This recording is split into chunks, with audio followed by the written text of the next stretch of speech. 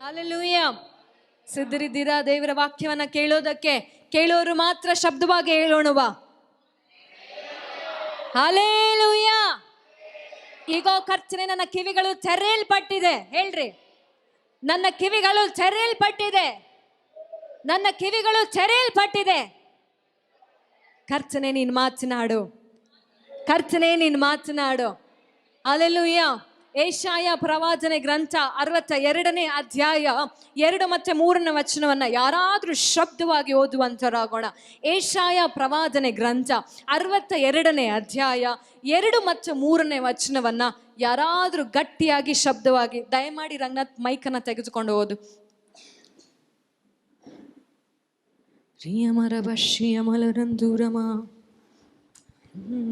ಜನಾಂಗಗಳು ನಿನ್ನ ಧರ್ಮವನ್ನು, ಸಕಲ ರಾಜರು ನಿನ್ನ ವೈಭವವನ್ನು ನೋಡುವರು.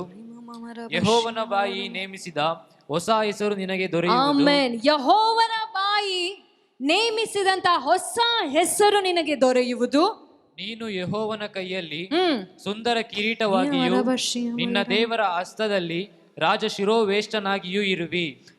ಎಲ್ಲರೂ ಓದೋಣವ 2 ಮತ್ತು 3 ವಚನ ಒಟ್ಟಾಗಿ, ಬ್ರದರ್ ಒಟ್ಟಿಗೆ ಎಲ್ಲರೂ ಸೇರಿ ಓದುವಂತರಾಗೋಣ. 1 2 3 ಗೋ.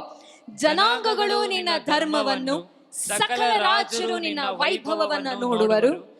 ಯೆಹೋವನ ಬಾಯಿ ನೇಮಿಸಿದ ಹೊಸ ಹೆಸರು ನಿನಗೆ ದೊರೆಯುವುದು. ನೀನು ಯೆಹೋವನ ಕೈಯಲ್ಲಿ ಸುಂದರ ಕಿರೀಟವಾಗಿಯೂ ನಿನ್ನ ದೇವರ ಹಸ್ತದಲ್ಲಿ ರಾಜ ಶಿರೋವೇಷ್ಟನವಾಗಿಯೂ ಇರುವಿ. ಹಲ್ಲೆಲೂಯಾ.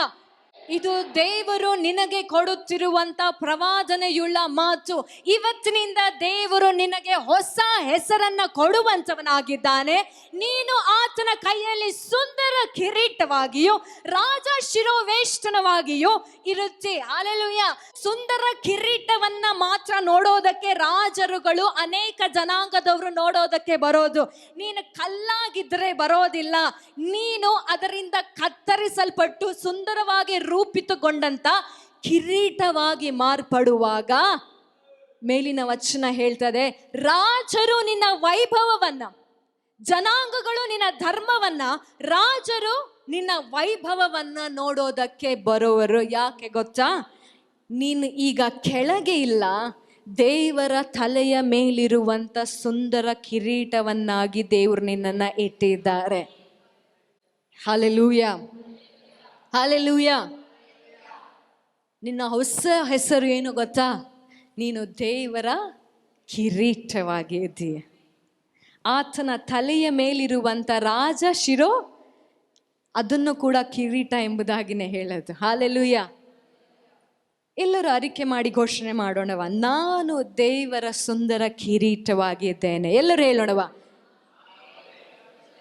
ಇನ್ನು ಶಬ್ದವಾಗಿ, ನಾನು ದೇವರ ಸುಂದರ ಕಿರೀಟವಾಗಿದ್ದೇನೆ. ನಾನು ದೇವರ ಸುಂದರ ಕಿರೀಟವಾಗಿದ್ದೇನೆ. ಹಲ್ಲೆಲೂಯಾ. ಈ ಕಿರೀಟವನ್ನ ಮಾಡುವಂತ ವಿಧಾನಗಳನ್ನ ನಾವು ನೋಡೋದಾದ್ರೆ, ಹಲ್ಲೆಲೂಯಾ, ಯಾವ ಕಿರೀಟವೂ ಕೂಡ ಏಕಾಏಕಿಯಾಗಿ ಒಂದು ರಾಜನ ತಲೆಯ ಮೇಲೆ ಎತ್ತಲ್ಪಡುವುದಿಲ್ಲ. ಅದು ಮೊದಲು ಸಿಕ್ಕುವುದು ಮಣ್ಣಿನ ಒಳಗೆ. ಹಲ್ಲೆಲೂಯಾ. ಇವತ್ತು ನೀನು ಅಂದುಕೊಳ್ತಾ ಇರ್ಬೋದು, ನಾನು ಹೇಗೆ ದೇವರ ಕಿರೀಟ ಆಗೋದಕ್ಕೆ ಸಾಧ್ಯ? ನಾನು ಹೇಗೆ ದೇವರ ಆಭರಣ ಆಗೋದಕ್ಕೆ ಸಾಧ್ಯ? ನಾನು ಪಾಪಿಗಳಲ್ಲಿ ಮುಖ್ಯ ಪಾಪಿ. ನಾನು ದಿನಾನೂ ಪಾಪ ಮಾಡ್ತಾ ಇರ್ತೇನೆ. ನಾನು ಒಂದು ದಿನಕ್ಕೂ ಕೂಡ ಪ್ರಾರ್ಥನೆ ಮಾಡೋದಿಲ್ಲ. ಹಲ್ಲೆಲೂಯಾ. ದೇವರ ವಿರುದ್ಧವಾಗಿರುವಂಥ ಕಾರ್ಯಗಳನ್ನೇ ನಾನು ಮಾಡ್ತೇನೆ. ಹಲ್ಲೆಲೂಯಾ. ಯಾವಾಗಲೂ ಕೆಟ್ಟದ್ದನ್ನೇ ನಾನು ಯೋಚನೆ ಮಾಡ್ತೇನೆ. ನಾನು ಹೇಗೆ ದೇವರ ಕಿರೀಟವಾಗಿ ಮಾರ್ಪಡೋದಕ್ಕೆ ಸಾಧ್ಯ ಎಂಬುದಾಗಿ ಈಗಲೂ ಕೂಡ ಪ್ರಶ್ನೆ ಮಾಡುವಂಥ ಮಕ್ಕಳಿಗೆ ನಾನು ಘೋಷಣೆ ಮಾಡ್ತಾ ಇದ್ದೇನೆ. ದೇವರ ಕೃಪೆ ನಿನ್ನ ಪಾಪಗಳಿಗಿಂತ ದೊಡ್ಡದು. ದೇವರ ಕೃಪೆ ನಿನ್ನನ್ನು ಅದೇ ಮಣ್ಣಿನಿಂದ ಎತ್ತಿ ನಿನ್ನನ್ನು ಕತ್ತರಿಸಿ ಸುಂದರವಾದಂಥ ಕಿರೀಟವನ್ನಾಗಿ ಮಾಡಿ ತನ್ನ ತಲೆಯ ಮೇಲೆ ಇಟ್ಟುಕೊಳ್ಳುವಂಥವನಾಗಿದ್ದಾನೆ. ಹಲ್ಲೆಲೂಯಾ. ಇವತ್ತು ನೀವು ಯೋಚನೆ ಮಾಡ್ತಿರ್ಬೋದು, ಪಾಪಿಗಳಲ್ಲಿ ಮುಖ್ಯ ಮುಖ್ಯ ಪಾಪಿ ನಾನು. ನನ್ನಂತ ಹೊಲಸು ಮನುಷ್ಯನು, ನನ್ನಂತ ಹೊಲಸು ಮನುಷ್ಯಳು ಇಲ್ಲ. ನಾನು ನೋಡದೇ ಇರುವಂತ ಪಾಪಗಳಿಲ್ಲ, ಸಂಗತಿಗಳಿಲ್ಲ, ನಾನು ನಡೆಯದೇ ಇರುವಂತ ಮಾರ್ಗಗಳಿಲ್ಲ. ಎಲ್ಲಾ ಕೆಟ್ಟ ಮಾರ್ಗಗಳಲ್ಲಿ ಹೋಗ್ಬಿಟ್ಟಿದ್ದೇನೆ. ನಾನು ನನಗೋಸ್ಕರ ತೋಡಿರುವಂತ ಗುಂಡಿ ಬಹಳ ಆಳವಾಗಿದೆ, ದೇವರ ಕೈಯಲ್ಲಿ ಬರೋದಕ್ಕೆ ಸಾಧ್ಯ ಇಲ್ಲ ಎಂಬುದಾಗಿ ನೀವು ಇವತ್ತು ಅಂದುಕೊಳ್ಳುತ್ತಿರುವುದಾದ್ರೆ, ನೀನು ಎಷ್ಟೇ ಆಳವಾಗಿ ಪಾಪದ ಗುಂಡಿಯನ್ನ ನಿನ್ನ ಜೀವಿತದಲ್ಲಿ ತೋಡಿಕೊಂಡಿದ್ದರೂ ಕರ್ತನ ಕೃಪೆಯ ಬಲಗೈ, ಕರ್ತನ ಧರ್ಮದ ಬಲಗೈ ಅಷ್ಟೇ ಆಳಕ್ಕೆ ಇಳಿದು ನಿನ್ನನ್ನು ಕೈ ಹಿಡಿದು ಎತ್ತಿ ಮೇಲೆ ನಿಲ್ಲಿಸುವಂತದ್ದಾಗಿದೆ.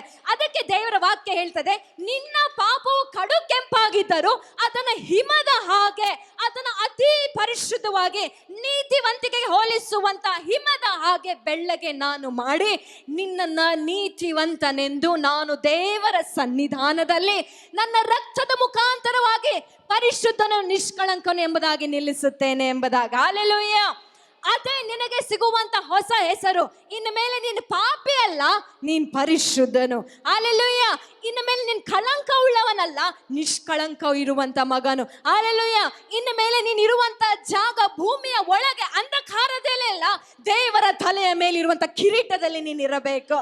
ಹಲ್ಲೆಲೂಯಾ. ಹಾಲೆಲೂಯಾ. ಇದೇ ಇವತ್ತು ನಿನಗೆ ದೇವರು ಕೊಡುತ್ತಿರುವಂತಹ ಹೊಸ ಹೆಸರು. ಹಳೆ ಒಡಂಬಡಿಕೆಯಲ್ಲಿ ದೇವರು ಅನೇಕರಿಗೆ ಹೊಸ ಹೆಸರುಗಳನ್ನು ಕೊಟ್ಟಿದ್ದಾರೆ, ಅನೇಕರಿಗೆ ಹೆಸರುಗಳನ್ನು ಬದಲಾಯಿಸಿದ್ದಾನೆ. ಅದರಲ್ಲಿ ನಾವು ಮೊದಲನೇದಾಗಿ ನೋಡೋದು ಅಬ್ರಾಮನ ಜೀವಿತದಲ್ಲಿ. ಅಬ್ರಾಮ್ ಅಂತ ಇದ್ದಂತ ಅಬ್ರಾಮನಿಗೆ ದೇವರು ಏನಂತ ಹೆಸರಿಡ್ತಾರೆ? ಅಬ್ರಹಾಮನು ಎಂಬುದಾಗಿ ಹೆಸರಿಡ್ತಾರೆ. ಅಬ್ರಾಮ್ ಅಂದ್ರೆ ಒಂದು ಕುಟುಂಬಕ್ಕೆ ತಲೆಯಾಗಿರುವ ಆತನು, ಒಂದು ಕುಟುಂಬಕ್ಕೆ ತಂದೆಯಾಗಿರುವ ಆತನು. ಅಂದ್ರೆ ಅವನೇ ಆ ಕುಟುಂಬಕ್ಕೆ ಪ್ರತಿಷ್ಠಿತವಾದಂತ ವ್ಯಕ್ತಿ, ಆತನೇ ಆ ಕುಟುಂಬಕ್ಕೆ ಮುಖ್ಯವಾದಂತ ವ್ಯಕ್ತಿ ಅಬ್ರಾಮ್ ಅಂದ್ರೆ. ಆದ್ರೆ ದೇವರು ಅಬ್ರಹಾಮ್ ಅಂತ ಹೆಸರಿಡ್ತಾನೆ. ನಿನ್ನ ಕುಟುಂಬಕ್ಕೆ ಮಾತ್ರವಲ್ಲ, ಸಕಲ ಕುಲಕ್ಕೆ ನೀನು ತಂದೆಯಾಗಿರಬೇಕೆಂಬುದಾಗಿ ಅಬ್ರಾಮಿಂದ ನಿನ್ನನ್ನು ಅಬ್ರಹಾಮ್ ಎಂಬುದಾಗಿ ಮಾಡ್ತೇನೆ ಎಂಬುದಾಗಿ. ಹಲ್ಲೆಲೂಯಾ. ಬಂಜೆ ಆಗಿರುವಂತ ಸಾರಾಯಳನ್ನ ಇನ್ನು ಮೇಲೆ ಇವಳು ಬಂಜೆ ಅಲ್ಲ, ಇವಳನ್ನ ರಾಣಿಯಾಗಿ ನಾನು ಮಾಡಿದ್ದೇನೆ ಎಂಬುದಾಗಿ. ಸಾರಾ ಅಂದ್ರೆ ರಾಣಿ ಎಂಬುದಾಗಿ ಅರ್ಥ. ಹಲ್ಲೆಲೂಯಾ. ದೇವರ ರಾಣಿ ಎಂಬುದಾಗಿ ಅರ್ಥ. ಸಾರಾಯ್ ಬಂಜೆ ಎಂದುಕೊಂಡು ಅನಿಸಿಕೊಂಡಿದ್ದಂತ, ಗುಣಗುಟ್ಟುವಿಕೆ ಅಂತ ಅನಿಸಿಕೊಂಡಿದ್ದಂತ ಸಾರಾಯಳನ್ನ ದೇವರು ರಾಣಿಯನ್ನಾಗಿ ತನ್ನ ಹೊಸ ಹೆಸರನ್ನು ಕೊಟ್ಟು ಅವಳ ಜೀವಿತವನ್ನ ಮಾರ್ಪಡಿಸುತ್ತಾರೆ. ಹಲ್ಲೆಲೂಯಾ.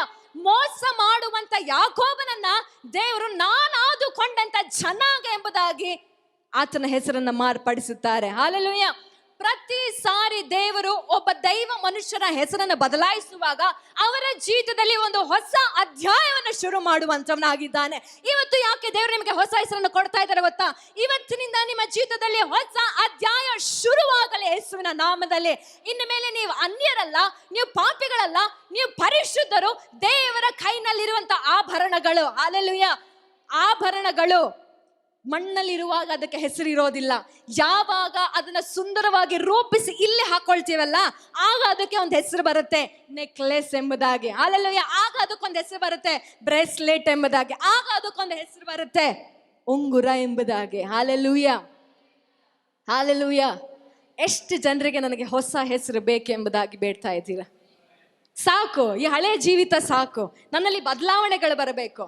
ನಾನು ಇನ್ಮೇಲೆ ಮಣ್ಣಲ್ಲಿರಬಾರ್ದು, ನಾನು ದೇವರ ಕೈನಲ್ಲಿರುವಂಥ ಆಭರಣವಾಗಿರಬೇಕು, ದೇವರ ಕೈನಲ್ಲಿರುವಂಥ ಮುದ್ರೆ ಉಂಗುರವಾಗಿರಬೇಕು. ಹೇಳೋರು ಗಟ್ಟಿಯಾಗಿ ಹೇಳೋಣವಾ? ನನಗೆ ಹೊಸ ಹೆಸರು ಬೇಕು ಅಯ್ಯ. ಶಬ್ದವಾಗಿ ಹೇಳ್ರಿ, ನನಗೆ ಹೊಸ ಹೆಸರು ಬೇಕು ಅಯ್ಯ. ಇನ್ನೂ ಶಬ್ದವಾಗಿ, ನನಗೆ ಹೊಸ ಹೆಸರು ಬೇಕು. ನಾನು ನಿನ್ನ ಕೈಯಲ್ಲಿರುವಂಥ ಮುದ್ರೆ ಉಂಗುರ ಆಗಬೇಕು, ನಿನ್ನಲ್ಲಿರುವಂಥ ಕಿರೀಟ ನಾನಾಗಬೇಕು.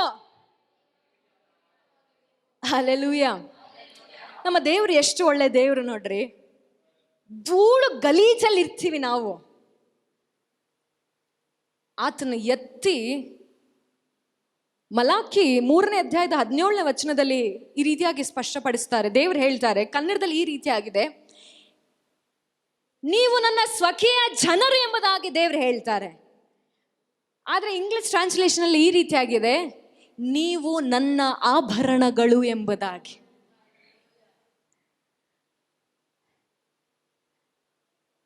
ಈ ಪ್ರಪಂಚದಲ್ಲಿ ಜನರು ಏನು ತೋರಿಸ್ತಾರೋ ಬಿಡುತ್ತಾರೋ ಗೊತ್ತಿಲ್ಲ. ಅವರು ತೆಗೆದುಕೊಂಡಿರುವಂಥ ಆಭರಣಗಳು ರೋಲ್ಡ್ ಗೋಲ್ಡ್ ಆಗಿದ್ರು ಕೂಡ ಜನರಿಗೆ ಕಾಣುವಂಥ ರೀತಿನಲ್ಲಿ ದೊಡ್ಡದಾಗಿ ಹಾಕೊಂಡು ತೋರಿಸ್ತಾರೆ. ಯಾಕೆ? ಇದು ನನ್ನದು, ಇದನ್ನು ನಾನು ತೆಗೆದುಕೊಂಡಿದ್ದೇನೆ, ಇದನ್ನು ನಾನು ಪಡೆದುಕೊಂಡಿದ್ದೇನೆ, ಇದನ್ನು ನಾನು ಕಷ್ಟಪಟ್ಟು ದುಡಿದು ಒಡವೆ ಅಂಗಡಿಗೆ ಹೋಗಿ ನನ್ನ ಶ್ರಮದಲ್ಲಿ ಬಂದಂಥ ಹಣದಲ್ಲಿ ಪಡೆದುಕೊಂಡು ಹಾಕೊಂಡು ಬಂದಿದ್ದೇನೆ. ಅದಕ್ಕೆ ಮದುವೆನಲ್ಲಿ ಎಲ್ಲರೂ ಹೆಂಗೆ ಓಡಾಡ್ತಿರ್ತಾರೆ ಗೊತ್ತಾ? ಅವರು ದುಡ್ಡು ಕೊಟ್ಟು ತಗೊಂಡಿರೋ ಆಭರಣದಲ್ಲಿ ಹಿಂಗೆ ಹಿಂಗೆ ತೋರಿಸ್ತಾ ಇರ್ತಾರೆ. ಏನೂ ಇರಲಿಲ್ಲ ಒಂದಿನ, ಇವಾಗ ನೋಡಿ ಹೇಗಿದೆ. ತೋರಿಸಿದ್ದೀರಾ ನೀವು? ಸತ್ಯ ಒಪ್ಕೋಬೇಕಪ್ಪ. ಯಾರೇ ಆಗಲಿ, ನೀವು ತಗೊಳ್ಳೋ ಗೋಲ್ಡ್ ತೋರಿಸಲ್ವಾ ನೀವು ಜನರಿಗೆ? ಅದು ಖುಷಿ ಸುದ್ದಿ ಕಣ್ರಿ. ನೀವು ಆಭರಣಗಳನ್ನ ಪಡೆದುಕೊಳ್ಳೋದು ಖುಷಿ ಸುದ್ದಿ. ಅದು ಹೇಳ್ರಿ, ಯಾರಿಗಾದ್ರೂ ಇದು ದುಃಖಕರವಾದ ಸುದ್ದಿನ? ಯಾರಿಗಾದ್ರೂ ಅಳು ಬರುತ್ತಾ ಗೋಲ್ಡ್ ತಗೋಬೇಕಂದ್ರೆ? ಯಾರಾದ್ರೂ ಡೈಮಂಡ್ ತಗೋಬೇಕಾದ್ರೆ ಅಳ್ತೀರಾ? ಅಯ್ಯೋ, ನಾನು ಹೋಗಿ ಡೈಮಂಡ್ ತಗೊಂತಿದ್ದೀನಲ್ಲಪ್ಪ, ಯಾಕಾದ್ರೂ ತಗೊಂತಿದ್ದೇನೋ, ನನಗೆ ಮಣ್ಣಾದ್ರೂ ಸಿಗ್ಬಾರ್ದಾಗಿತ್ತಾ? ಹೇಳ್ತೀರಾ ಹಾಗೆ? ಹೇಗೆ ತೋರಿಸ್ತೀರಾ ನಿಮ್ಮ ಆಭರಣಗಳನ್ನ? ನಾವೇ ಅಷ್ಟು ಕಷ್ಟಪಟ್ಟು ದುಡಿದು ತಗೊಂಡಿರೋ ಆಭರಣಗಳನ್ನ ಹೀಗೆ ತೋರಿಸ್ತೀವಂದ್ರೆ, ಇನ್ನು ತನ್ನ ರಕ್ತವನ್ನೇ ಸುರಿಸಿ ನನ್ನನ್ನು ನಿನ್ನನ್ನು ಆಭರಣಗಳನ್ನಾಗಿ ಮಾಡಿದಂಥ ದೇವರು ನನ್ನನ್ನು ನಿನ್ನನ್ನು ಹೇಗೆ ತೋರಿಸ್ತಾ ಇರ್ಬೋದು ಈ ಪ್ರಪಂಚಕ್ಕೆ? ಒಂದು ಸಾರಿ ಯೋಚನೆ ಮಾಡ್ರಿ. ಹಲ್ಲೆಲೂಯಾ. ದೇವರ ಆಭರಣಗಳು ನೀವು, ದೇವರ ಆದುಕೊಂಡಿರುವಂಥ ಹೊಸ ಹೆಸರುಗಳು ನೀವು. ಅದು ಮಣ್ಣಲ್ಲಿರಬೇಕಾದ್ರೆ ಕಲ್ಲು, ಮಣ್ಣು, ಆದರೆ ಅದನ್ನು ರೂಪಿಸಿದಾಗ ಮಾತ್ರ ಅದು ಆಭರಣವಾಗೋದಕ್ಕೆ ಸಾಧ್ಯ, ಅದು ಕಿರೀಟ ಆಗೋದಕ್ಕೆ ಸಾಧ್ಯ, ಅದು ಮುದ್ರೆ ಉಂಗುರವಾಗೋದಕ್ಕೆ ಸಾಧ್ಯ. ಹಲ್ಲೆಲೂಯಾ. ಅನೇಕ ಜನರಿಗೆ ಹೊಸ ಹೆಸರು ಅಂದರೆ ಏನಂತ ಗೊತ್ತಿಲ್ಲ. ಎಲ್ಲರ ಪ್ರಕಾರ ಏನು ಗೊತ್ತಾ? ಹೆಸರು ಅಂದರೆ ನಮ್ಮ ತಂದೆ ತಾಯಿ ಇಟ್ಟಿರುವಂಥ ಹೆಸರು, ಅದೇ ನಮ್ಮ ಗುರುತಾಗಿ ಮಾರ್ಪಟ್ಟಿರುತ್ತೆ. ಹೆಸರಿಗೆ ಇನ್ನೊಂದು ಅರ್ಥನೇ ಏನು? ನಮ್ಮ ಗುರುತು. ನಮ್ಮ ಗುರುತು ಏನಾಗಿದೆಯೋ ಅದನ್ನು ಕರೆದಾಗ ಮಾತ್ರ ಜನರು ನಾವು ರೆಸ್ಪಾನ್ಸ್ ಮಾಡೋದು. ನನ್ನ ಹೆಸರು ಮೋನಿಕಾ ಇದ್ದು ನನ್ನನ್ನು ಐಶ್ವರ್ಯ ಅಂತ ಕರೆದ್ರೆ ನಾನು ತಿರುಗ್ತೀನ?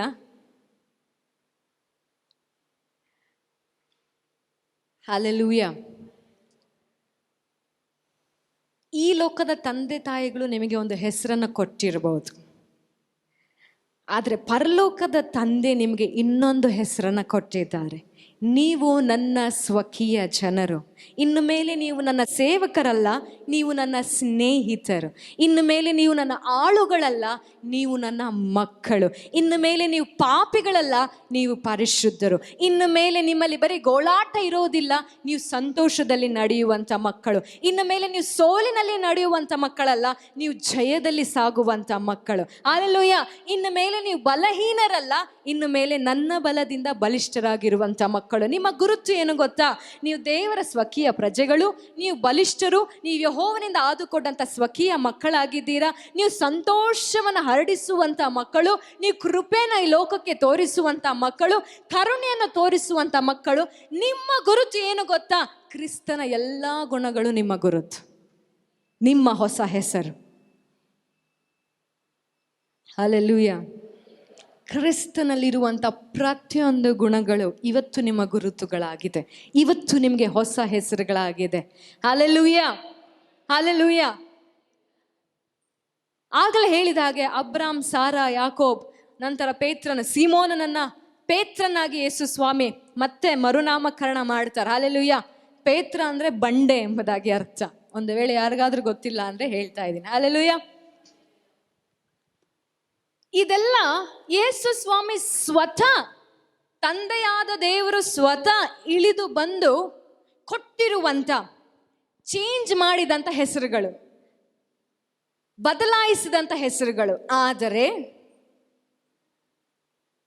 ಲೌಕಿಕವಾಗಿ ತಮ್ಮ ಹೆಸರುಗಳನ್ನು ಬದಲಾಯಿಸದೆ, ತಮ್ಮ ನಡತೆಯಿಂದ ಪರಲೋಕದಲ್ಲಿ ತಮ್ಮ ಹೆಸರನ್ನು ಬದಲಾಯಿಸಿಕೊಂಡಂಥ ವ್ಯಕ್ತಿಗಳನ್ನು ನಿಮಗೆ ನಾನು ಇವತ್ತು ಪರಿಚಯ ಮಾಡಿಕೊಡ್ತೆ. ಎಷ್ಟು ಜನ ಸಿದ್ಧರಿದ್ದೀರಾ? ಅವರಿಗೆ ದೇವರು ಬಂದು ಹೇಳಲಿಲ್ಲ, ನೀನು ನನ್ನ ಮೇಲೆ ಹೀಗಾಗ್ತೀಯ, ನಿನ್ನ ಹೆಸರನ್ನು ಹೀಗೆ ಬದಲಾಯಿಸ್ತೀನಂತ. ಅವರೇ ಖುದ್ದಾಗಿ ನಿಜವಾದಂಥ ದೇವರನ್ನು ಅರಿತುಕೊಂಡು ತಮ್ಮ ಹೆಸರನ್ನು ಇಲ್ಲಿ ಅಲ್ಲ ಪರಲೋಕದಲ್ಲಿ ಬದಲಾಯಿಸಿಕೊಂಡ್ರು. ಇಲ್ಲಿ ಅಲ್ಲ, ಅವರು ಪರಲೋಕದಲ್ಲಿ ಕಿರೀಟವಾಗಿ ಆರಿಸಲ್ಪಟ್ಟರು. ಹಲ್ಲೆಲೂಯ. ಈ ಲೋಕದವರು ಅವರನ್ನ ಕೀಳಾಗಿ, ಬಹಳ ಕೀಳಾಗಿ, ಕೆಳಮಟ್ಟಿಗೆ ನೋಡಿದ್ರು. ಆದರೆ ಒಂದು ದಿನ ಪರಲೋಕ ಅವರನ್ನ ನೋಡಿತು, ಅವರ ನಂಬಿಕೆಯನ್ನ ನೋಡಿತು. ಇನ್ನು ಮೇಲೆ ಇವರು ಮಣ್ಣಲ್ಲಲ್ಲ, ನನ್ನ ಕೈಯಲ್ಲಿರಬೇಕಂತ ನಿರ್ಧಾರ ಮಾಡಿತು. ಹಲ್ಲೆಲೂಯ. ಯೆಹೋಶುವನ ಪುಸ್ತಕದಲ್ಲಿ 2ನೇ ಅಧ್ಯಾಯದಲ್ಲಿ 9ನೇ ವಚನದಲ್ಲಿ, ಇಡೀ ಯೆರಿಕೋ ಇಂದಾನೆ ಕೀಳಾಗಿ ಕಾಣಲ್ಪಟ್ಟಂತ, ತಿರಸ್ಕರಿಸಲ್ಪಟ್ಟಂತ, ಎಲ್ಲ ಜನರು ಕೆಟ್ಟದಾಗಿ ನೋಡುವಂತ ಒಬ್ಬ ಮಹಿಳೆ ಇದ್ದಾಳೆ.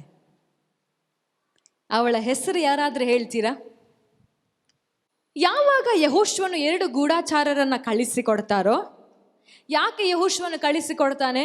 ಹೋಗಿ ಆ ಯೆರಿಕೋವಿನ ಸೈನಿಕರನ್ನ, ಅಲ್ಲಿರುವಂಥ ಗೋಡೆಗಳನ್ನ ಹೇಗೆ ಅದ್ರ ಕಟ್ಟಿದ್ದಾರೆ, ಅವರ ಸೈನ್ಯ ಹೇಗಿದೆ, ಎಷ್ಟು ಬಲಿಷ್ಠವಾಗಿದೆ, ಅಲ್ಲಿರುವಂಥ ಜನರು ಹೇಗಿದ್ದಾರೆ ಎಂಬುದಾಗಿ ತಿಳಿದುಕೊಂಡು ಬಾ ಎಂಬುದಾಗಿ 2 ಗೂಢಚಾರರನ್ನ ಕಳಿಸಿಕೊಡ್ತಾರೆ. ಹಲ್ಲೆಲೂಯ. ಗೂಢಚಾರರನ್ನ ಕಳಿಸುವಾಗ ಯಾವಾಗ ಈ ಯೆರಿಕೋವಿನ ರಾಜನಿಗೆ ಇವರು ಬಂದಿದ್ದಾರೆ ಅನ್ನುವಂಥ ವರ್ತಮಾನ ತಿಳಿಯಲ್ಪಡುತ್ತೋ, ಅವರು ನೇರವಾಗಿ ಗಮನ ಬಿಟ್ಟು ಕೇಳಿ. ಇಲ್ಲಿ ನೀವು ಗಮನ ಬಿಡುವಂಥ ವಿಷಯ ಒಂದು ಇದೆ. ಅವರು ನೇರವಾಗಿ ಎಲ್ಲಿ ಹೋಗ್ತಾರೆ ಗೊತ್ತಾ? ಈ ರಾಜರು ಊರೆಲ್ಲ ಸುತ್ತೋದಿಲ್ಲ, ನೇರವಾಗಿ ಎಲ್ಲಿ ಹೋಗಿ ಪ್ರಶ್ನೆ ಮಾಡ್ತಾರೆ? ಇಡೀ ಯೆರಿಕೋವನ್ನ ಬಿಟ್ಟು ಈ ರಾಜರು, ಅವನ ಸೈನಿಕರು ಎಲ್ಲಿ ಹೋಗ್ತಾರೆ ಗೊತ್ತಾ? ಮೊದಲು ರಾಹಾಬಳ ಮನೆಗೆ ಹೋಗ್ತಾರೆ. ಎಂತ ಅವಮಾನ ಪಡುವಂತ ವಿಷಯ ಇದು, ಸ್ವಲ್ಪ ಗಮನವಿಟ್ಟು ಕೇಳಿ. ಗೂಢಚಾರರು ಇಡೀ ಯೆರಿಕೋನ ಸುತ್ತೋದಕ್ಕೆ ಬಂದಿದ್ದಾರೆ. ಅವರು ಯಾರ ಮನೆಗೆ ಬೇಕಾದ್ರೂ ಹೋಗಬಹುದಿತ್ತು. ಆದ್ರೆ ಈ ರಾಜನು ಮಾತ್ರ ಎಲ್ಲಿ ಹೋಗಿ ಕೇಳ್ತಾನೆ?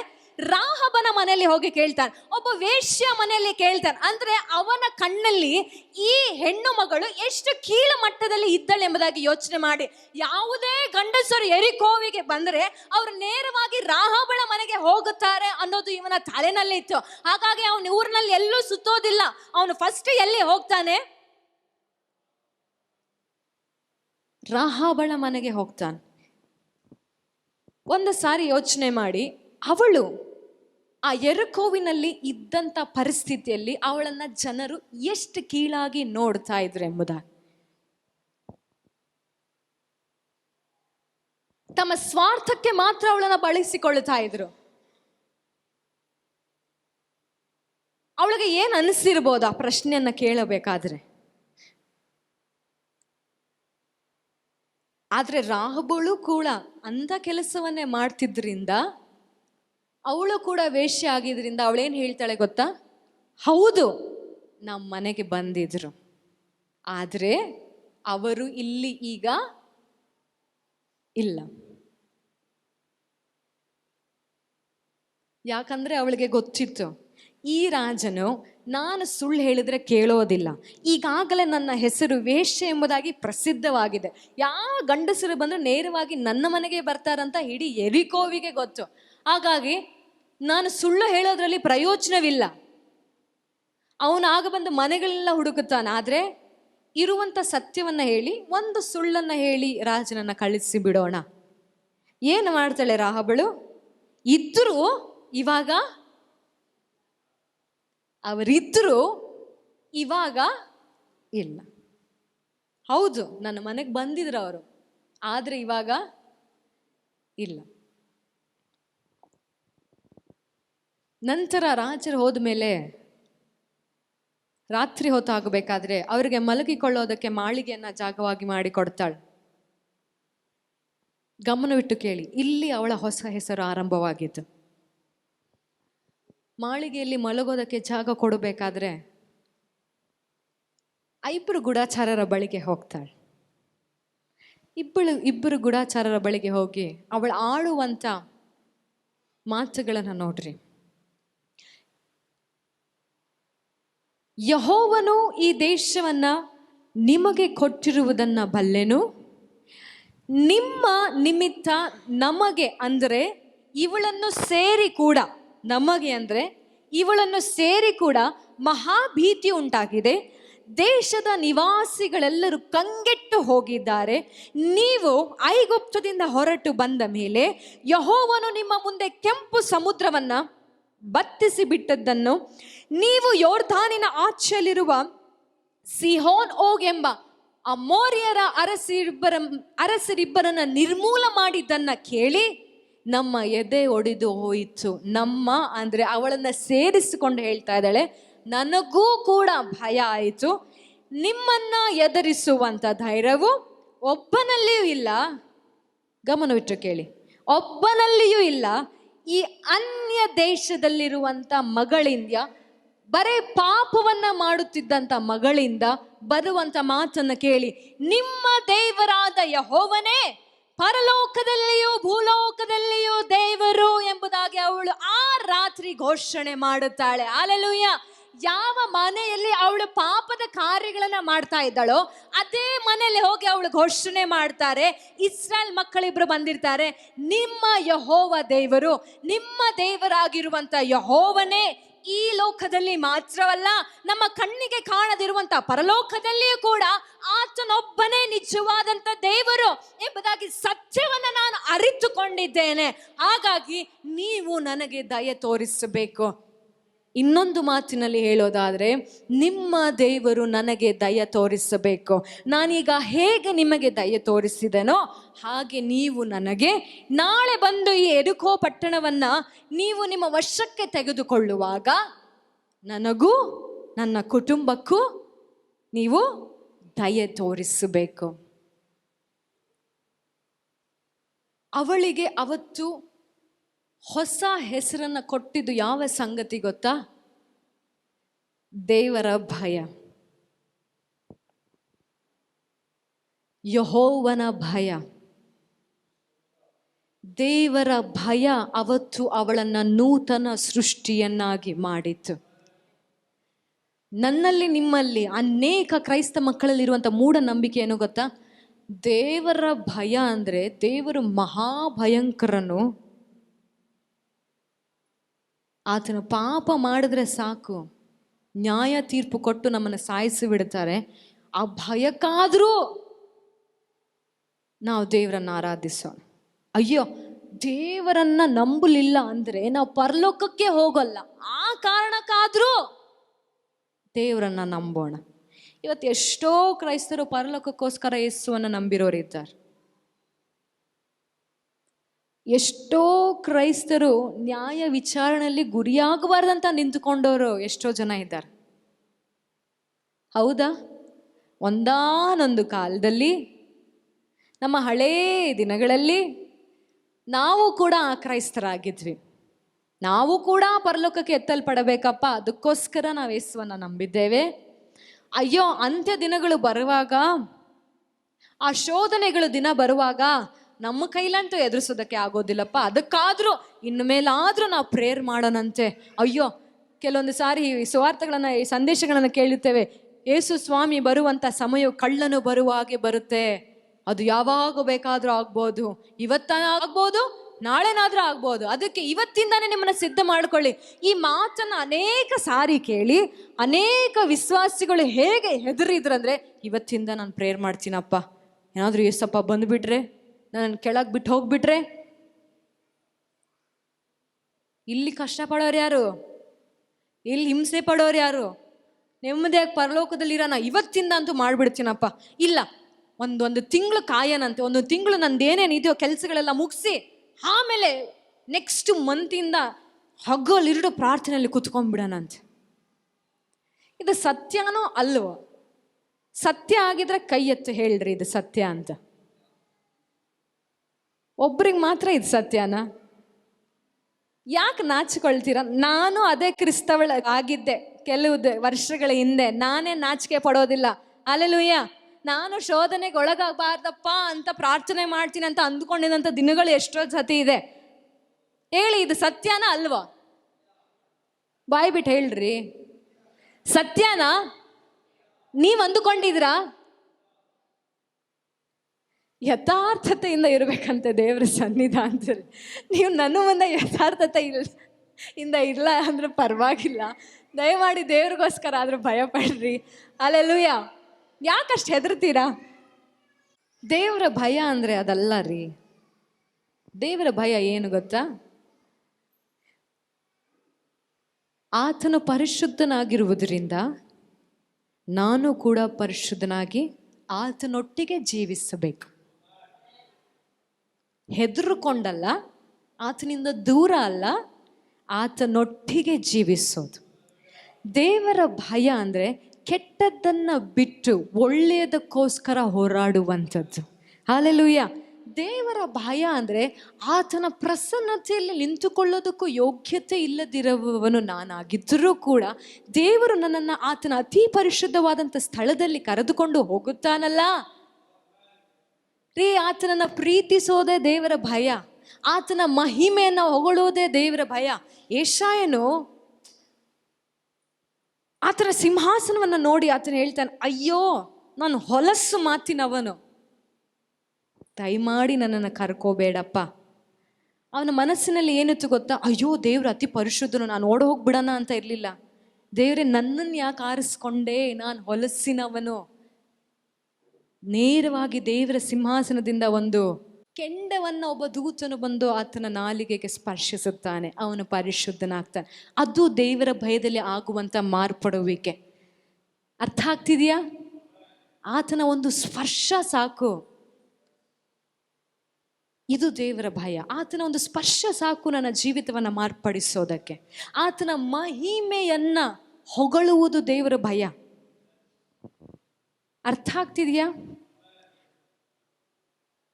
ಇವಳು ಹೇಳ್ತಾಳೆ, ರಾಹಬಳು ಯೆರಿಕೋವಿಗೆ ಮಾತ್ರ ಅಲ್ಲ, 5ನೇ ಅಧ್ಯಾಯದಲ್ಲಿ ನೋಡಬೇಕಾದ್ರೆ ಯೆರಿಕೋನವ್ರಿಗೆ ಮಾತ್ರ ಅಲ್ಲ, ಎಷ್ಟೋ ರಾಜರಿಗೆ ಭಯ ಉಂಟಾಗಿತ್ತಂತೆ.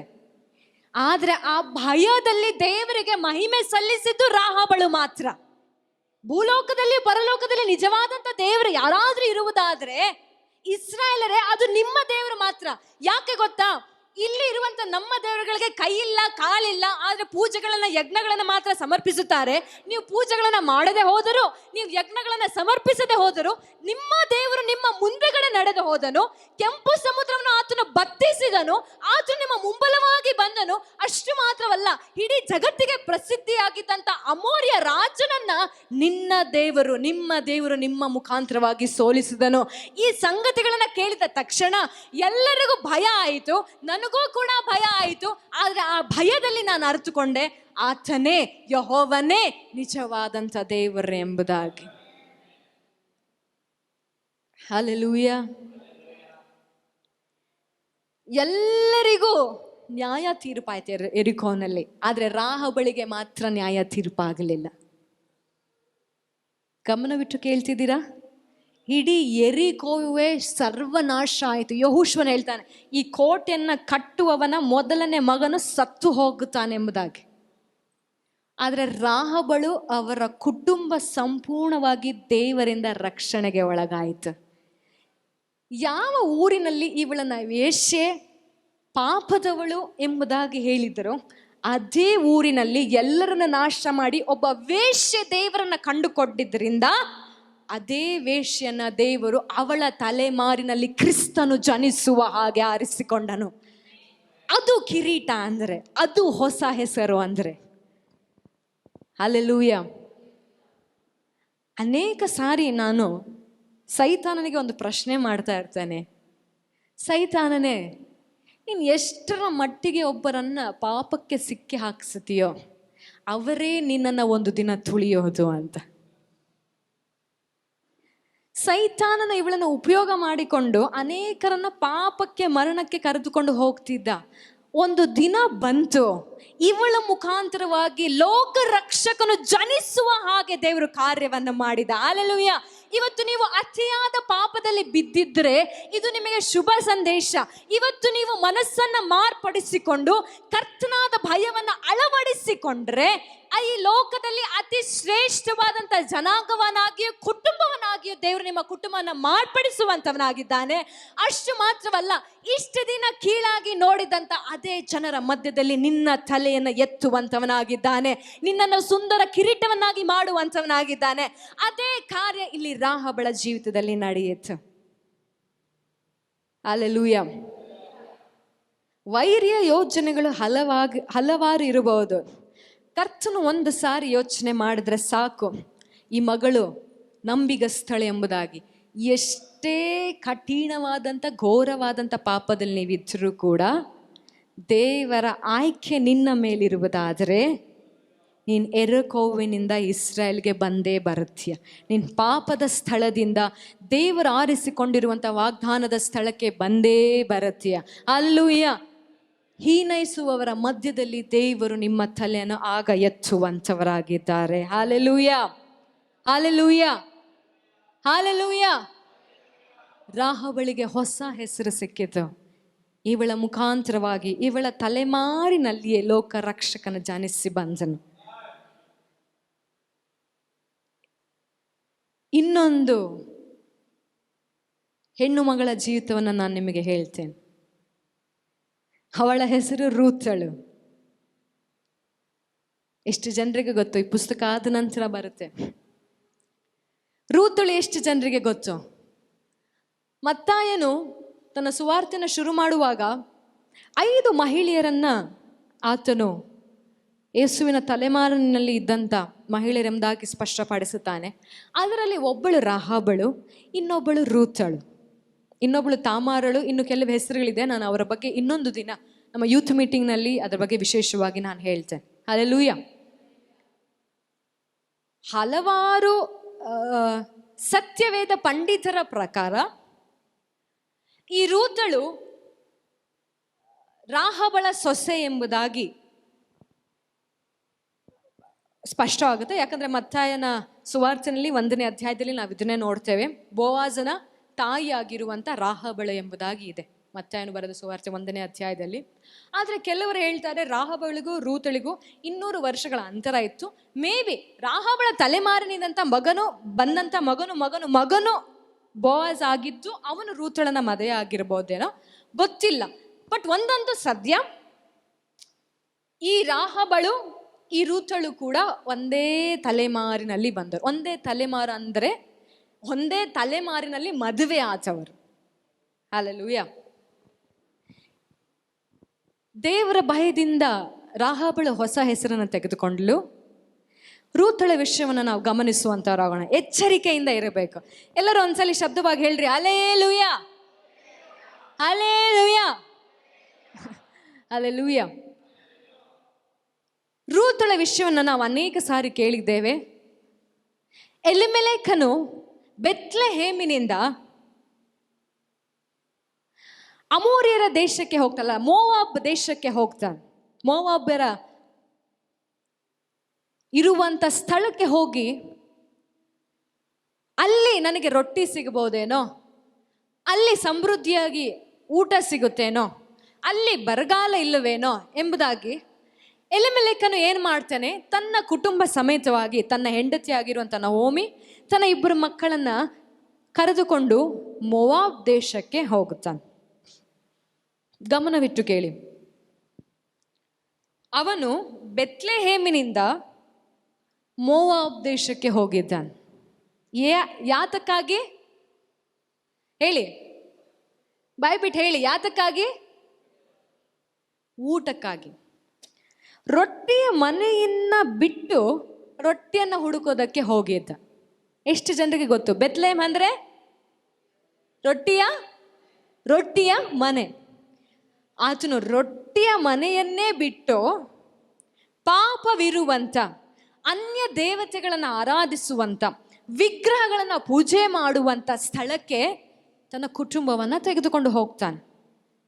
ಅವನು ಮಾಡಿದಂಥ ತಪ್ಪು ಖಂಡಿತವಾಗಿ ಅವನ ಕುಟುಂಬದ ಮೇಲೆ ಪರಿಣಾಮ ಬೀರುತ್ತೆ. ಅಲ್ಲಿ ಹೋಗಿ 10 ವರ್ಷದೊಳಗಡೆಯೇ ಅವನ 2 ಗಂಡು ಮಕ್ಕಳು ಏನಾಗುತ್ತಾರೆ? ಸತ್ತು ಹೋಗ್ತಾರೆ. ಇನ್ನು ಉಳಿದಿರೋದು ಯಾರು? ನವೋಮಿ, ರೂತಳು, ಮತ್ತೆ ಇನ್ನೊಬ್ಬಳ ಹೆಸರೇನು? ಇಂಗ್ಲಿಷ್ನಲ್ಲಿ ಓರ್ಫಾ ಎಂಬುದಾಗಿದೆ. ಮೋವಾಬ್ ದೇಶದಲ್ಲಿ ಹೋಗಿದ್ದಂಥ ಎಲಿಮೆಲೆಕನು ಮಾಡಿದಂಥ ಇನ್ನೊಂದು ತಪ್ಪೇನೆಂದರೆ, ಅನ್ಯ ಜನರ ಸ್ತ್ರೀಯನ್ನೇ, ಹೆಣ್ಣು ಮಕ್ಕಳನ್ನೇ ಇವನ ಗಂಡು ಮಕ್ಕಳಿಗೆ ಮದುವೆ ಮಾಡಿ ಕೊಡ್ತಾನೆ. ಈ ಮಕ್ಕಳು ಜಾಸ್ತಿ ದಿನ ಉಳಿಯೋದಿಲ್ಲ. ಇವರಿಬ್ಬರು ಸತ್ತು ಹೋದ ಮೇಲೆ ನವೋಮಿಗೆ ಆಗ ಒಂದು ಪಶ್ಚಾತ್ತಾಪ ಉಂಟಾಗುತ್ತೆ. ನಾವು ಬಿಟ್ಟು ಬರಬಾರ್ದಾಗಿತ್ತು. ಎಲ್ಲಿ ಇದ್ವೋ, ನಮಗೆ ರೊಟ್ಟಿ ಮೊದಲು ಎಲ್ಲಿ ಸಿಕ್ತೋ, ದೇವರು ನಮಗೆ ಎಲ್ಲಿ ಆಶೀರ್ವಾದ ವಾಗ್ದಾನವಾಗಿ ಕೊಟ್ಟಂಥ ಸ್ಥಳ ಎಲ್ಲಿತ್ತೋ, ದೇವರು ನಮ್ಮನ್ನು ಎಲ್ಲಿ ಸಮೃದ್ಧಿಯಾಗಿ ಇಟ್ಟಿದ್ರೋ ಅಲ್ಲೇ ತಿರುಗಿ ಹೋಗೋಣ ಎಂಬುದಾಗಿ. ನಮ್ಮಲ್ಲಿರುವಂಥ ಒಂದು ಬಲಹೀನತೆ ಏನು ಗೊತ್ತಾ? ಒಂದು ಚೂರು ಕೊರತೆ ಬಂದರೆ ಹೆಂಗೆ ಓಡ್ತೀವಿ ಗೊತ್ತಾ ಮನುಷ್ಯರ ಹತ್ರ? ಒಂದು ಚೂರು ಕಷ್ಟಗಳು ಬಂದರೆ ಹೆಂಗೆ ಓಡ್ತೀವಿ ಗೊತ್ತಾ ಅನ್ಯ ಜನರ ಹತ್ರ? ಒಂದು ಚೂರು ಪರಿಸ್ಥಿತಿಗಳು ಸಮಾಧಾನ ಇಲ್ಲದ ಹಾಗೆ ಹೋದರೆ ಹೆಂಗೆ ಓಡ್ತೀವಿ ಗೊತ್ತಾ ಜನರ ಹತ್ರ ನಮ್ಮ ಕಷ್ಟಗಳನ್ನು ಹೇಳ್ಕೊಳ್ಳೋದಕ್ಕೆ? ಹೆಂಗೆ ಓಡ್ತೀವಿ ಗೊತ್ತಾ ಜನರ ಹತ್ರ ನಾವು ಸಹಾಯಗಳನ್ನ ಬೇಡೋದಕ್ಕೆ? ಹಿಂಗೆ ಕೈ ಚಾಚೋದಕ್ಕೆ ರೆಡಿಯಾಗಿ ಕುಂತಿರ್ತೀವಿ. ಸತ್ಯನಾ? ಒಂದು ಚೂರು ಏರುಪೇರು ಆದರೆ ನಮ್ಮ ಪರಿಸ್ಥಿತಿಗಳಲ್ಲಿ ನಮ್ಮ ಕೈ ಆಗಲೇ ಸಿದ್ಧ ಇರುತ್ತೆ. ಯಾರ ಬಳಿ ಕೇಳೋದಕ್ಕೆ? ದೇವ್ರ ಹತ್ರ ಅಲ್ಲ. ನನ್ನ ಫ್ರೆಂಡ್, ನನ್ನ ತಂದೆ, ನಮ್ಮ ಅತ್ತೆ, ನಮ್ಮ ಮಾವ, ನನ್ನ ಬಾಯ್ ಫ್ರೆಂಡ್, ನನ್ನ ಗರ್ಲ್ ಫ್ರೆಂಡ್, ನನ್ನ ಫ್ಯಾಮಿಲಿ, ನನ್ನ ಕುಟುಂಬ, ನನ್ನ ಕಸಿನ್, ನಮ್ಮ ಕೆಲಸದ ಏನಂತಾರೆ ಯಜಮಾನ. ಹೋಗುತ್ತಾ ಇಲ್ಲ ನಿಮ್ಮ ಕೈ? ಆ ತಪ್ಪು ಇನ್ನು ಮೇಲೆ ಮಾಡಬೇಡಿ. ನಿಮ್ಮ ಕೆಲಸಗಳಾಗೋದಕ್ಕೆ ಇಲ್ಲ ನಿಮ್ಮ ಪರಿಸ್ಥಿತಿಗಳಿಗೆ ಬೇಕಾಗಿರುವಂಥ ಅನುಕೂಲತೆಗಳು ಸಿಗೋದಕ್ಕೆ ಒಂದು ದಿನ ಟೈಮ್ ಇದ್ರೂ ಪರವಾಗಿಲ್ಲ. ನೀವು ನಂಬಿದರೆ ದೇವರ ಮಹಿಮೆಯನ್ನು ಕಾಣುತ್ತೀರಾ. ಒಂದು ದಿನ ಏನು, ಒಂದು ಗಂಟೆಯಲ್ಲೇ ನಿಮ್ಮ ಅವಶ್ಯಕತೆಗಳನ್ನು ಪೂರೈಸೋದಕ್ಕೆ ದೇವರು ಶಕ್ತನಾಗಿದ್ದಾನೆ. ಹಲ್ಲೆಲೂಯಾ. ಆ ಸತ್ಯವನ್ನು ನೀವು ಅರಿತುಕೊಂಡ್ರೆ ಅನ್ಯರ ಬಳಿ ಕೈ ಚಾಚೋದಕ್ಕೆ ನೀವು ಹೋಗೋದಿಲ್ಲ. ಅಂತ ಇಸ್ರಾಯೇಲ್ ಜನರನ್ನ, 20 ಲಕ್ಷ ಜನರನ್ನ ಮರಳುಗಾಡಿನಲ್ಲಿ ಪ್ರತಿದಿನ ಬೆಳಗ್ಗೆ ಮನ್ನವನ್ನು ಕೊಟ್ಟು ಹೊಟ್ಟೆ ತುಂಬಿಸಿದಂಥ ದೇವರನ್ನ ತಿಳಿದುಕೊಂಡಿದ್ದಂಥ ಈ ಎಲೆಮೆಲೇಕನು, ಈ ನವೋಮಿ ಏನು ಮಾಡ್ತಾರೆ? ಅಯ್ಯೋ ಬರಗಾಲ ಬಂತಲ್ಲ ಅಂದ್ಬಿಟ್ಟು ಅನ್ಯ ದೇಶಕ್ಕೆ ಹೋಗ್ತಾರೆ. ಗಮನವಿಟ್ಟು ಕೇಳಿ, ದೇವರು ಕೊಡುವಂಥ ಮನ್ನಾ ಮಾತ್ರ ಶಾಶ್ವತ. ದೇವರು ಎಲ್ಲಿ ಇರು ಅಂತ ಹೇಳ್ತಾರೋ ಅಲ್ಲಿ ದೇವರು ನಮಗೆ ಅನೇಕ ಆಶೀರ್ವಾದಗಳನ್ನು ಕೊಡೋದು. ಖಂಡಿತವಾಗಿ ಅನ್ಯರ ಬಳಿಯಲ್ಲಿ ಆಶೀರ್ವಾದಗಳು ಅಂದರೆ ಅವರು ಸ್ವಪ್ರಯತ್ನದಿಂದ ಅವರು ಕಷ್ಟಪಟ್ಟು ಬೆವರು ಸುರಿಸಿ ಪಡೆದುಕೊಂಡಿರ್ತಾರೆ, ಆದರೆ ಅದು ಶಾಶ್ವತ ಅಲ್ಲ. ದೇವರು ನಿಮ್ಮ ಕೈಗೆ ಕೊಡೋದು ಮಾತ್ರ ಶಾಶ್ವತ. ಇನ್ನೊಬ್ಬರ ಕೈಯಿಂದ ನೀವು ತೆಗೆದುಕೊಳ್ಳೋದು ಶಾಶ್ವತವಾಗಿರೋದಿಲ್ಲ. ಒಂದು ಮಾತನ್ನ ಹೇಳ್ತೀನಿ, ಅದನ್ನು ತೆಗೆದುಕೊಂಡ ನಂತರ ಅನೇಕ ಹಿಂಸೆಗಳನ್ನ ನೀವು ಅನುಭವಿಸ್ತೀರ, ಅನೇಕ ಪಾಡುಗಳನ್ನು ನೀವು ಪಡ್ತೀರ.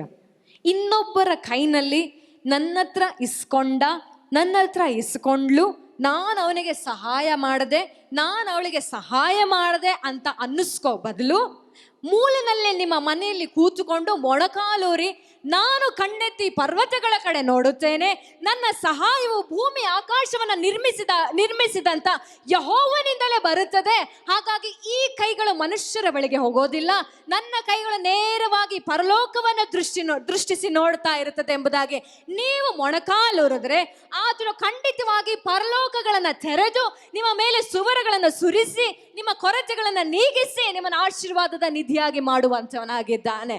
ಹಲ್ಲೆಲೂಯಾ. ಆದ್ರೆ ಇವರು ಏನು ಮಾಡಿದ್ರು ಗೊತ್ತಾ? ಅಷ್ಟು ಅದ್ಭುತಗಳನ್ನು ನೋಡಿದಂತ ಇದೇ ಮಕ್ಕಳು ಮೋವಾಬ್ ದೇಶಕ್ಕೆ ಹೋಗ್ತಾರೆ. ಯಾವುದಕ್ಕೋಸ್ಕರ? ಒಂದು ಹೊತ್ತಿನ ಊಟಕ್ಕಾಗಿ. ಅಲ್ಲಿ ಅವರಿಗೆ ಸಿಕ್ಕಿದಾದ್ರೆ ಏನು? ಸಾವು. ಸಿಕ್ಕಿದಾದ್ರೆ ಏನು? ಕಣ್ಣೀರು. ಅವರಿಗೆ ಸಿಕ್ಕಿದ್ದು ಬರೀ ಗೋಳು. ಸಮಾಧಾನ ಸಿಕ್ತಾ ಅವರಿಗೆ? ಸಮಾಧಾನವನ್ನು ಹುಡುಕಿಕೊಂಡು ಹೋದ್ರು, ಆದರೆ ಅವರಿಗೆ ಅಲ್ಲಿ ಸಿಗಲಿಲ್ಲ. ನವೋಮಿಗೆ ಬುದ್ಧಿ ಬಂದ ನಂತರ ಅವಳು ಏನು ಮಾಡ್ತಾಳೆ? ತಪ್ಪು ಮಾಡಿದ್ವಿ ನಾವು, ಹೋಗೋಣ ತಿರುಗಿ. ದೇವರು ನನಗೆ ಎಲ್ಲಿ ವಾಗ್ದಾನ ಕೊಟ್ಟಿದ್ನೋ ಅದೇ ಜಾಗಕ್ಕೆ ಹೋಗೋಣ ಎಂಬುದಾಗಿ ಮನಸ್ಸು ಮಾಡ್ತಾಳೆ. ಮನಸ್ಸು ಮಾಡಿದಾಗ ಓರ್ಫಾ ಏನು ಮಾಡ್ತಾಳೆ?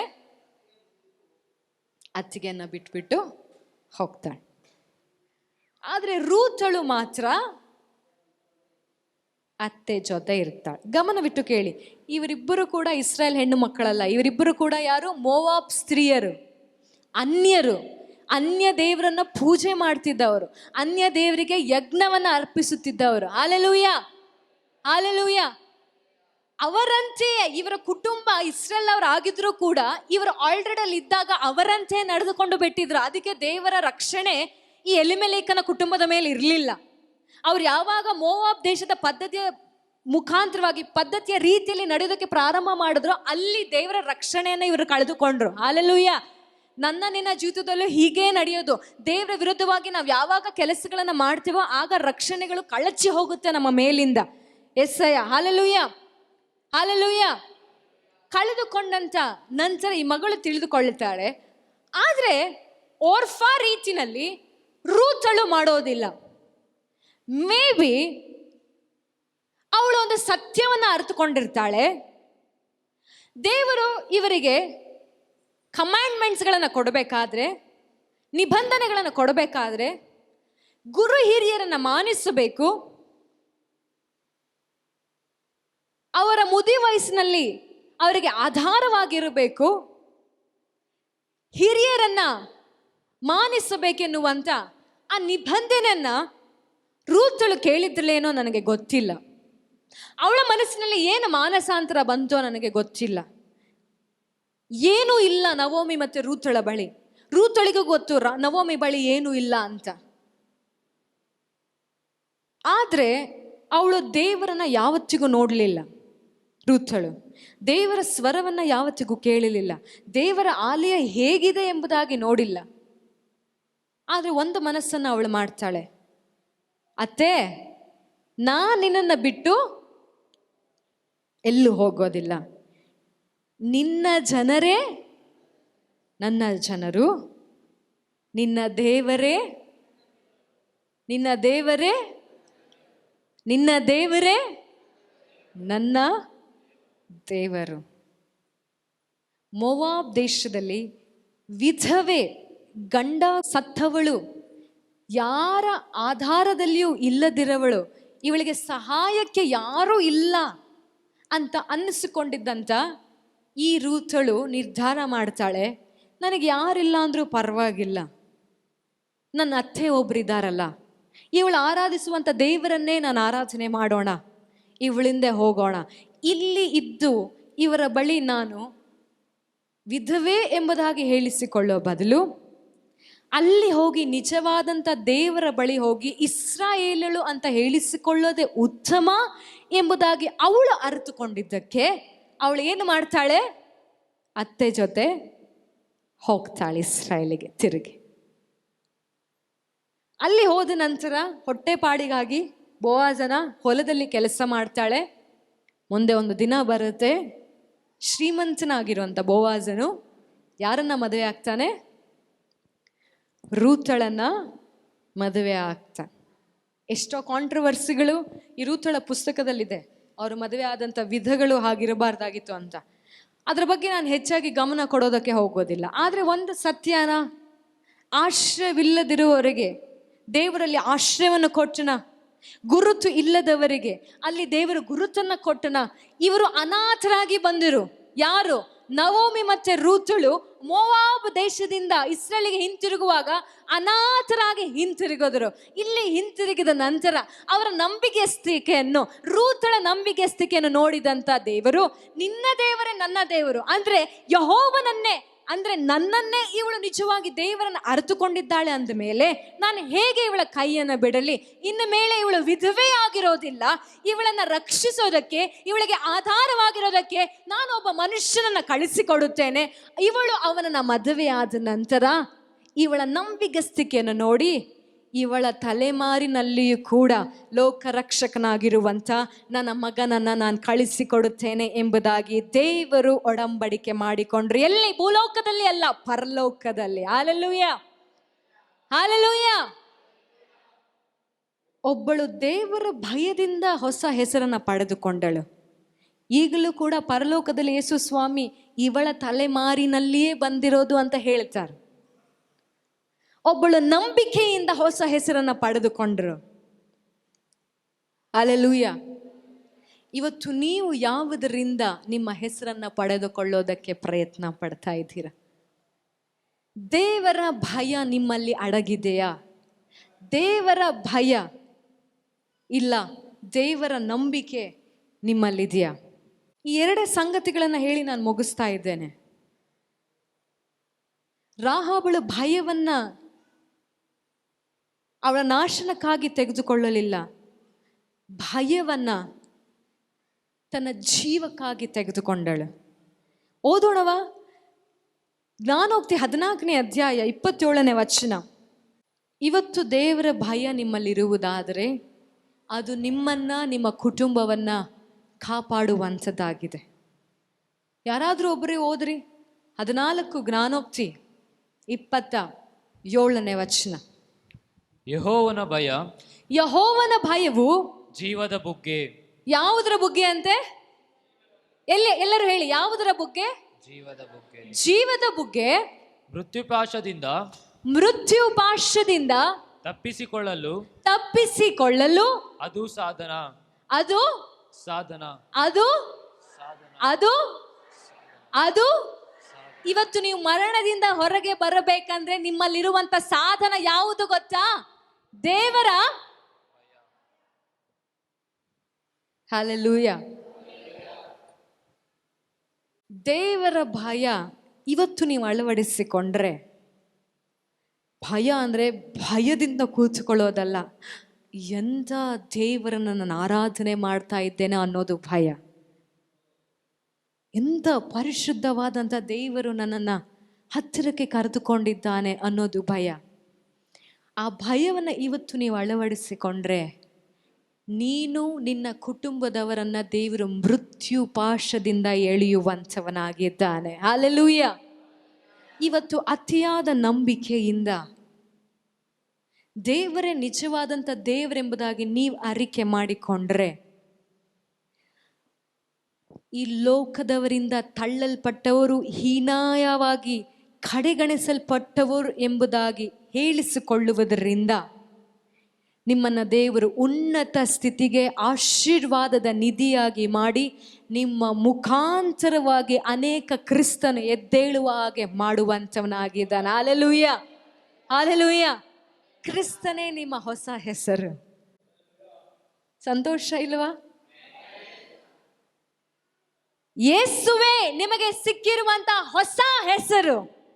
ಇವರಿಗೆ ಸಿಕ್ಕಂತ ಹೊಸ ಹೆಸರು ಏನು ಗೊತ್ತಾ? ನಿಮಗೆ ಖುಷಿ ಆಗುತ್ತಾ ಇಲ್ಲವೋ ಗೊತ್ತಿಲ್ಲ. ಇವರು ಧೈರ್ಯವಾಗಿ ಹೆಮ್ಮೆಯಿಂದ ಹೇಳ್ಬೋದು, ನಾನು ಯೇಸು ಸ್ವಾಮಿ ಅಜ್ಜಿ ಅಂತ. ಹೌದಾ ಇಲ್ವಾ? ಹೇಳ್ಬೋದಾ?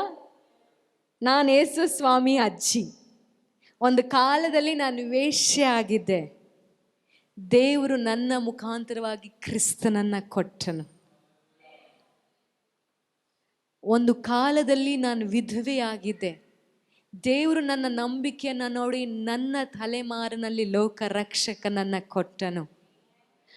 ಒಂದು ಕಾಲದಲ್ಲಿ ನೀವು ಬಡವರು, ದೀನರು, ದರಿದ್ರರಾಗಿದ್ರು, ದೇವರು ನಿಮ್ಮ ಭಯವನ್ನು ನೋಡಿ ನಿಮ್ಮನ್ನು ಇವತ್ತು ಉನ್ನತ ಸ್ಥಿತಿಗೆ ತೆಗೆದುಕೊಂಡು ಬಂದನು. ದೇವರು ನಿಮ್ಮ ನಂಬಿಕೆಯನ್ನು ನೋಡಿ ಎಣಿಸಲಾರದಷ್ಟು ಆಶೀರ್ವಾದಗಳನ್ನು ನಿಮ್ಮ ಜೀವಿತದಲ್ಲಿ ಕೊಟ್ಟನು. ರೂತಳು ಯಾವತ್ತಿಗೂ ಅಂದುಕೊಂಡಿರಲಿಲ್ಲ, ಇಷ್ಟು ದೊಡ್ಡ ಹೊಲ ಇರುವಂಥ ಯಜಮಾನನನ್ನು ನಾನು ಮದುವೆ ಆಗ್ತೇನೆ ಅಂತ. ಅಂದುಕೊಂಡಿದ್ಲ? ಅದಕ್ಕೆ ಕೊರಿಂಥದಲ್ಲಿ ಈ ರೀತಿಯಾಗಿ ಹೇಳ್ತದೆ, ದೇವರನ್ನ ಪ್ರೀತಿಸುವವರಿಗೆ ದೇವರು ಇಟ್ಟಿರೋದನ್ನ ಗಮನವಿಟ್ಟು ಕೇಳಿ.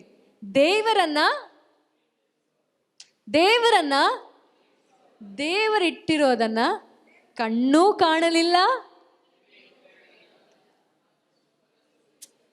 ಕಣ್ಣು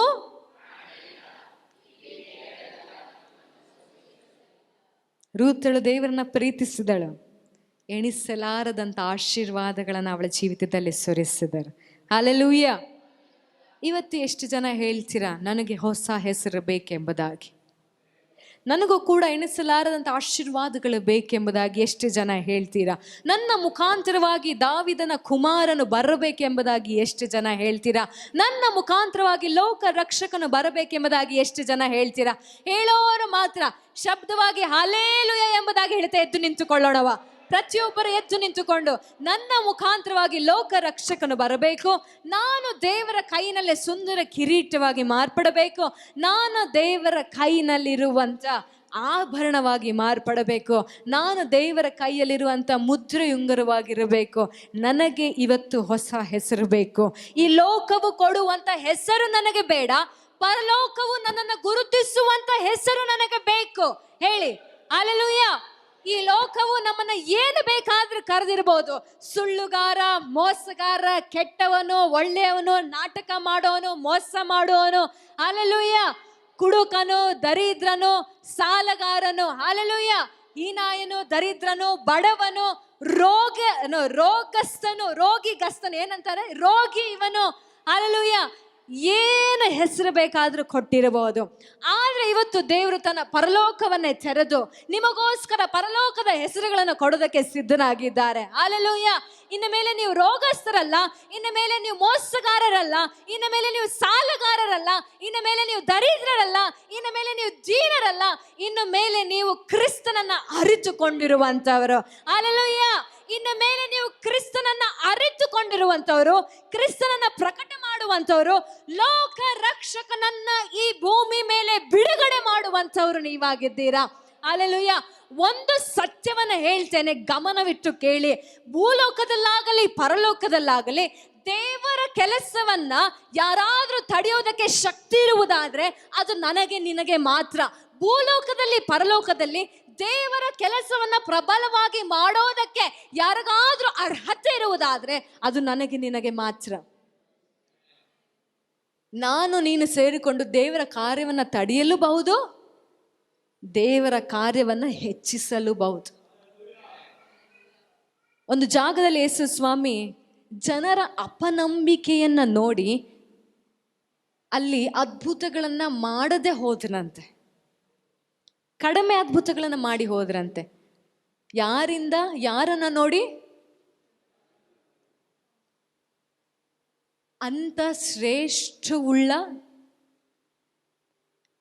ಅಮೂಲ್ಯವಾಗಿರುವಂತ ನರಪ್ರಾಣಿಗಳು ನಾವು. ಅರ್ಥ ಆಗ್ತಿದೆಯಾ? ಅಮೂಲ್ಯವಾಗಿರುವಂತ ಶ್ರೇಷ್ಠವುಳ್ಳಂತ ದೇವರನ್ನೇ ಎಬ್ಬಿಸುವಂತ ಶಕ್ತಿ ಉಳ್ಳಂತ ಮಕ್ಕಳು ನಾವು. ಇವತ್ತು ನೀವು ದೇವರೇ ನನ್ನ ಜೀವಿತ ಮಾರ್ಪಾಡಾಗಬೇಕು, ನನಗೆ ಹೊಸ ಹೆಸರು ಬೇಕು, ಬೇಡ ನನಗೆ ಈ ಹೆಸರು. ಇನ್ನು ಮೇಲೆ ಜನರು ನನ್ನನ್ನು ನನ್ನ ಡಿಗ್ರಿ ನೋಡಿ ಗುರುತಿಸಬಾರದು, ನನ್ನ ಕೆಲಸ ನೋಡಿ ಗುರುತಿಸಬಾರದು, ನನ್ನ ಹವ್ಯಾಸಗಳನ್ನು ನೋಡಿ ಗುರುತಿಸಬಾರದು, ನನ್ನನ್ನು ಕ್ರಿಸ್ತನ ಮಗಳು ಎಂಬುದಾಗಿ ಗುರುತಿಸಬೇಕು. ಅದೇ ಇವತ್ತು ನಿಮಗೆ ದೇವರು ಕೊಡುತ್ತಿರುವಂತಹ ಹೊಸ ಹೆಸರು. ಯಾವಾಗ ಕ್ರಿಸ್ತನ ಮಕ್ಕಳು ಎಂಬುದಾಗಿ ನಿಮ್ಮ ಮೇಲೆ ಬರುತ್ತೋ ಆಗ ನೀವು ನೀತಿವಂತರೆಂಬುದಾಗಿ ಲೋಕದವರ ಕಣ್ಣಲ್ಲಿ ಎಣಿಸಲ್ಪಡ್ತೀರ. ನೀವು ಗಮನವಿಟ್ಟು ನೋಡಿದ್ದೀರಾ? ಕ್ರಿಸ್ತನ ಮಕ್ಕಳು ಮಾತ್ರ ಸಾಫ್ಟ್ ಆಗಿರೋರು, ಅವರು ಕ್ಷಮಿಸೋರು ಅಂತ ಲೋಕದ ಜನರು ಹೇಳ್ತಾರೆ. ಕೇಳಿದ್ದೀರಾ? ಅವರಷ್ಟು ಪ್ರೀತಿ ಯಾರು ಮಾಡೋದಿಲ್ಲ ಅಂತ ಲೋಕದ ಜನರು ಹೇಳೋದನ್ನ ಕೇಳಿದ್ದೀರಾ? ಅವರು ಯಾರನ್ನ ನೋಡಿ ಹೇಳಿದ್ರು? ಕ್ರಿಸ್ತನನ್ನ ಅರಿತುಕೊಂಡಂತ ಮಕ್ಕಳನ್ನ ನೋಡಿ ಅವರು ಹೇಳಿದ್ದ. ಹಲ್ಲೆಲೂಯ. ಎಷ್ಟು ಜನ ಹೇಳ್ತೀರಾ, ನನಗೆ ಇವತ್ತಿಂದ ಹೊಸ ಹೆಸರು ಬೇಕಾಯ್ಯ, ಸಾಕು ನನಗೆ, ಇನ್ನು ಮೇಲೆ ನನ್ನ ಹೆಸರು ಏನೂ ಇರಬಾರ್ದು. ನನ್ನನ್ನು ನೋಡುವಂಥ ಮಕ್ಕಳು ಏನು ಹೇಳಬೇಕು?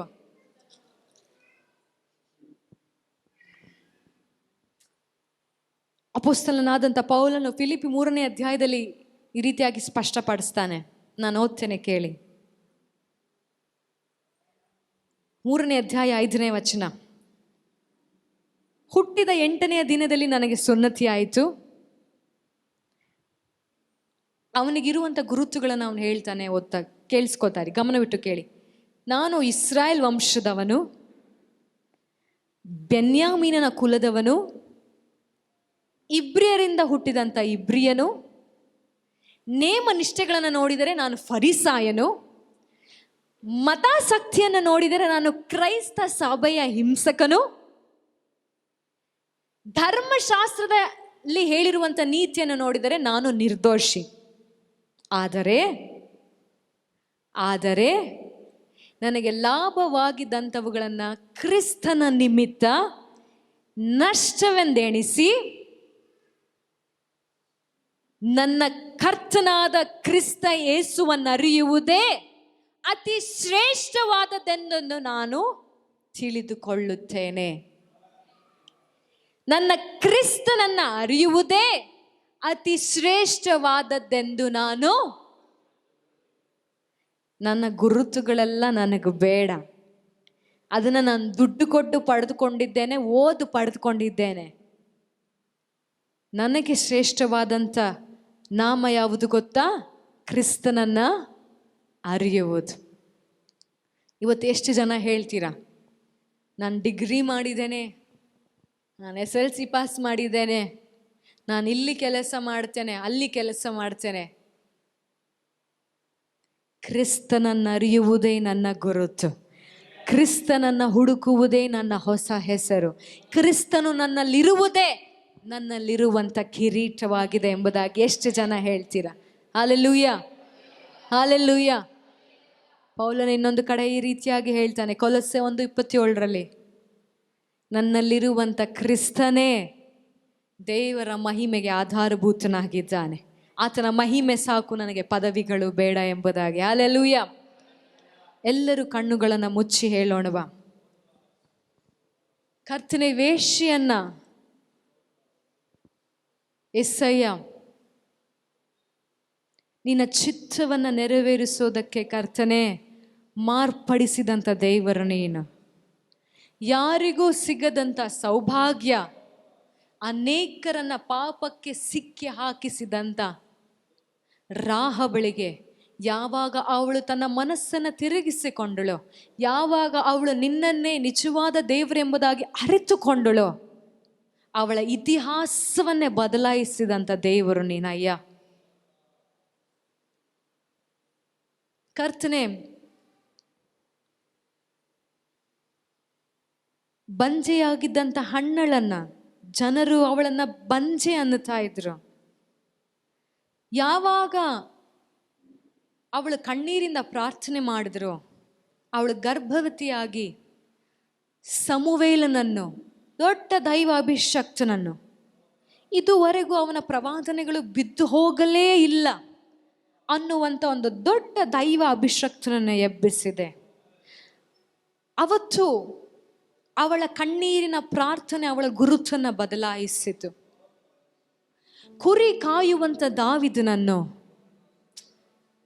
ಬರೀ ಕುರಿ ಕಾಯಿಕೊಂಡು ಇದ್ದಂಥ ಆ ಚಿಕ್ಕ ಹುಡುಗನನ್ನ ಯಾವಾಗ ಅವನು ನಿನ್ನನ್ನು ಅರಿತುಕೊಂಡು, ನಾನು ಕಾಡಿನಲ್ಲಿದ್ದಾಗ ಸಿಂಹದ ಕೈಗೂ ಕರಡಿಗಳ ಕೈಗೂ ತಪ್ಪಿಸಿದಂಥ ಒಬ್ಬ ದೇವರು ಇದ್ದಾನೆ, ನಾನು ಆ ದೇವರ ಹೆಸರಿನಿಂದ ಗೋಲಿಯಾತನೇ ನಿನ್ನ ಎದುರಾಗಿ ನಿಲ್ಲುತ್ತೇನೆ.